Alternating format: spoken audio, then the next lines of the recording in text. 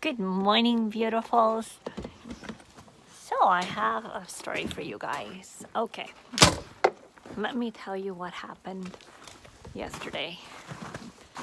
So yesterday was my class 1 road test, right? Oh my gosh, I'm so sorry. I'm going to extend this. So I get to the ICBC facility and there's somebody testing before me. I recognize her. I see the female. She was already, she's been at the school a few times. I'm going to move away from here. And so I see her testing, okay? And by the time it was my turn to test, there was, unfortunately, another pickup truck and a trailer testing. So that was quite interesting. It was right beside my truck, the one I was testing on, which is a 53-foot trailer with the truck, the tractor, and the sleeper berth. So it's a big one. It's 75 feet long altogether. And my teacher mentioned that I would be the only one testing in that spot, that ICBC spot. And the spot is probably as big as these motorhome sites, right? So, okay, 10:45 came, 11 o'clock came in the morning, and it's finally up to be tested. So the tester, once he checks me in, prior to checking me in, he asks me, "Are you sure you want to do your test today because the weather conditions are not too good?" He said, "I won't charge you anything because you did show up, but the conditions are not good." And I said, no, I will make my attempt. So, okay, so that was already kind of like odd that he was persuading me in a sense not to take it. So then I go in the back, and as I mentioned, I notice a pickup truck with a fifth-wheel trailer, and the guy was being tested on trailer endorsement. And then behind me there was also another truck, a semi-truck with like a whole bunch of vehicles. I don't know, he must have had about 5 vehicles, transporting them to ICBC. And already the spot is so tight. So I was just thinking to myself, none of this is just a good idea, right? Because I need a lot of space to get out of that facility when I'm going for the driving portion.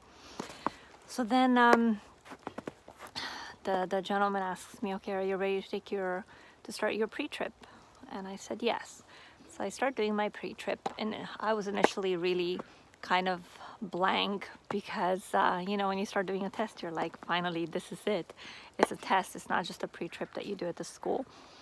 And I start doing my pre-trip, and then, I go in the hood and I check everything there and I explain it. And finally, after I'm done with that section of the pre-trip, I proceed to the cabin. And I start, saying that the glass, the mirrors are clear, the honk is working, everything, the defrost is working, seat is working, seatbelt is not frayed, all that stuff. And then I get to the building air portion, right, to the air component. So the first thing you have to do is see what PSI the governor unloads at. So I'm like, okay, it has to unload between 105 and 135. So at about 130 to 135, it finally unloaded. But as I was building air, I realized to myself that it's going really slowly, which was kind of unusual. So I started pressing on the throttle. I brought it up to 1200 RPM just to build the air faster, and it finally sneezed. The truck sneezed. So I'm like, okay, I built enough air. It took a little bit longer, and I just assumed it's because the weather was cold outside.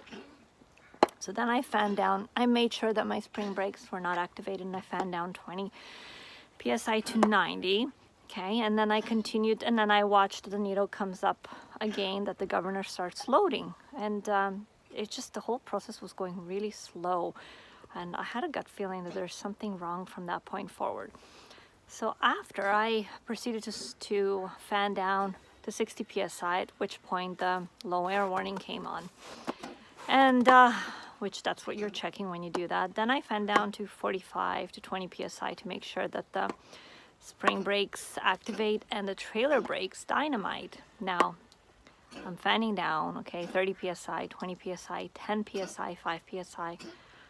The spring brakes are not activating. I would have been dead by now.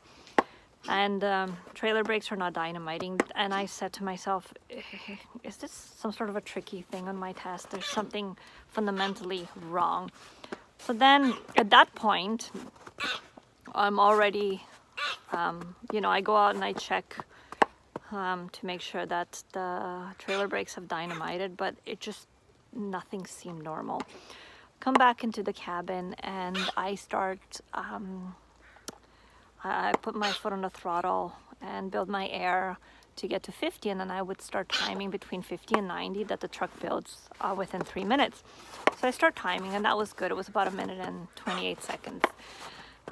Thereafter, I continue building air to about 110 psi because I have to do my leak test. So I turn off the truck after it's built to 110 psi. And once the needles stop, I press on the brake, and once the needles stop moving, I start timing for 1 minute. And you're allowed to lose 3 psi for a truck, 4 psi for a truck and a trailer, and 6 psi for a truck and 2 trailers. By the time I was done past a minute, I've lost about 15 psi. Now at that point, I'm convinced there's something wrong with the truck. Then I told him, and of course he doesn't say anything. He just sits there like, okay, you do it. You know, I'm not going to give you any tips. He thinks it's like I'm trying to get something from him, like some information about the, you know, if I'm doing something incorrectly. And I was telling him there's something wrong with this truck. Then I build it back up and do a second leak test.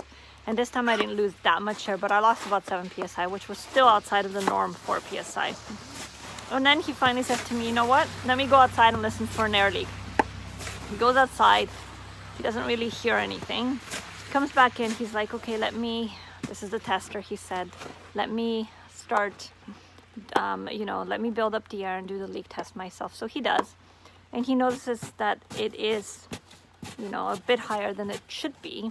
And he said, but it's not substantial. And at that point, when he's doing the leak test, I'm outside and I actually found the air leak. It's between the tractor and the trailer. It was not in the glad hands. It was just above the wheel. I think there was a seal that was not a seal that was leaking, and it was bubbling. You could hear it, and it was bubbling. So at that point, he said, well, it's not substantial. What do you want to do? And I told him, look, if I take the truck out and it happens to have a low air warning and we're doing the road test, I'm going to leave that truck right there and then because it's out of service and my teacher would have to come and get it. He said, well, it's up to you. And then I proceeded to say, okay, let me build enough air in the truck. Let me do the pre-trip and see what happens after that. So I did just that. I did the rest of my pre-trip. I come back to the truck to continue with my test, and the truck lost, it went from about 110 psi down to 50 in the amount of 20 minutes. And I said to him, this is not normal. This truck is not normal. And he said, yeah, I think you're right. The truck is out of service. And I'm like, yeah, the truck is losing way too much air for my comfort. And it's funny because he was testing someone else prior to me. And she told me that, she didn't notice anything was wrong. But she said, oh, I noticed that the truck, the PSI kept going down, but for some inexplicable reason, she didn't do anything about it. She didn't stop the test, didn't question anything, and neither did the instructor, which I was like, okay, that's ironic. And then, we stopped the test, and that was it. He called Valley Driving School, which is where I'm doing my testing, and he told them that the truck is out of service and they have to come and get it, and now it's in the shop and it has a whole bunch of problems. But I'm pretty proud of myself that I found an air leak and I said something, and the person prior to me testing never did. Even if I don't even know if she even noticed it, and neither did the tester. He didn't even notice there was an air leak. Otherwise he would have called the school because that's unsafe. So yeah, and there was somebody that's supposed to be testing after me as well, and I kind of saved them, I think, also because they would have had a faulty truck. So the truck has a lot of issues. So that was my road test experience, and I couldn't do my road test. Obviously, it has to be rescheduled now because there's only one truck at the school and there are so many people testing.